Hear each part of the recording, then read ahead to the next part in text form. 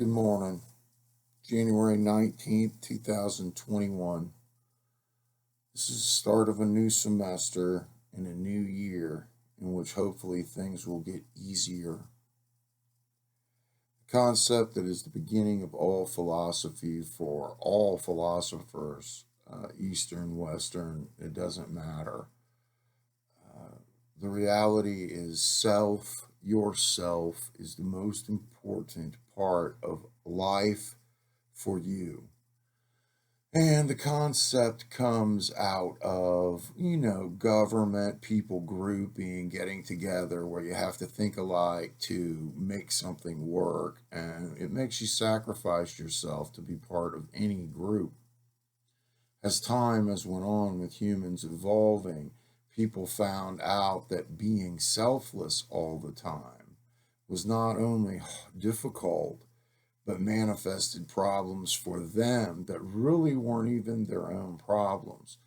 As philosophers fought the frustrations of existence, the struggles of life and death, because it's not until recently we had even a hand on medicine in the existence of human in the last 400 years, give or take. And even then, we still have disease rampant and death in humanity all the time. The reality becomes knowing self is the strongest position in life. It's a position that protects you from the group or a group that could become a herd mentality and be led around like sheep by one person or people. So, the goal of philosophy, especially in existentialism, is to know yourself first and then proceed with life to be everything you ever can be, to be the best you can be. So, in protecting self, we got to know self. So, if you said to someone, "Do you know yourself?" Well, yeah, we'd all say, "Yes, we do."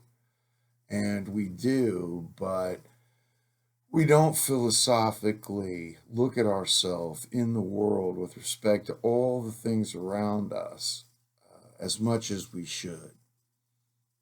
Schopenhauer said it, the 40-hour work week back in the early 1800s Germany.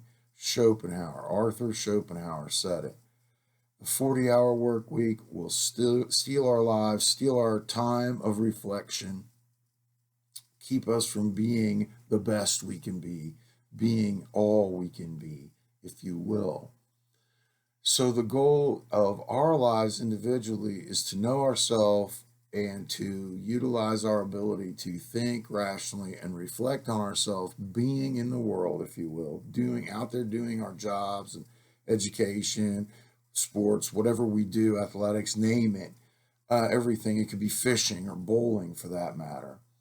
Everything we do towards self, we need to reflect upon and not just do it as we're engaged in an activity. Because the truth is, to know yourself takes a whole lifetime. To really know yourself will take you all your life. It begins evolving right when you start thinking, when you're young, when you're a child, and you're out in the world away from your parents by the time you're 4 or 5 years old, in kindergarten, school beginning, and you're interacting with people on a level that you start to gain your own psychology by interacting with other people's psychology. This is where the self really comes into a position you can see it. It's about our soul existing as part of mind, body, and then the spirit, which comes out of it that lasts, forever. The spirit is immortal. We are divine. We don't really know exactly all what that means, but we know there's a continued life after this one. Aristotle, Plato, Socrates, from the very beginning, over 2,000 years ago plus, been telling us about how important the self is. The soul is immortal, spirit is immortal and divine, soul survives death. And we have philosophers throughout that time. John Locke in the early 1600s, a British philosopher, says the same thing in a different way. And so there's all these variants, but what humans have found out all the way through is if you don't protect yourself, you can come under attack from another self and or the group. So the idea becomes being yourself first, and then if you want to be in a group, that's okay because a group of individual selves will be the strongest group. So this idea of reflection and double reflection is like, so what do I do? Go sit on a rock and contemplate existence? That might work, but I mean, I'm about sitting on rocks and thinking, just like Rodin's thinker. But it happens when if you run distance, you got to look at the hobbies, the things you do that you get pleasure from. Um, Distance running always comes to mind. It could be golf, it could be fishing, it could be sewing or knitting, it could be reading itself, it could be swimming. Swimming is a very good example of examining self and reflection while you're doing it. You realize really we should be in the water at least half the time, excuse me, and we're not, but we're mammals. Some people get it and buy a swimming pool, and it's like, hey, I paid 100 grand, I got this really cool swimming pool, but they don't get that their whole nature's tied to water.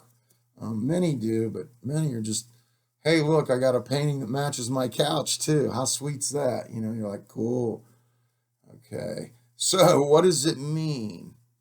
People who don't know themselves get lost in the group. So the goal of philosophy becomes to protect yourself as you walk through, to be able to critically think and touch everything you see and touch, everything, or anything the five senses will show you and more, and to figure yourself out as you walk through. So that the day you walk out, you can say, wow, I knew myself better than any other, and I've been at peace because of it most of the way through. This is a little harder to do this exercise when you're young, but it can come to you. And I've seen people even in their late teens pull this thinking off. It'll guide you for life. It's like a meditation of mind on yourself. When things are going crazy in the world, you can reflect on self and know that it's not part of you. It's only part of them. You're being who you are. You're not being them. Here's to knowing yourself. Peace out, y'all. Have a good day.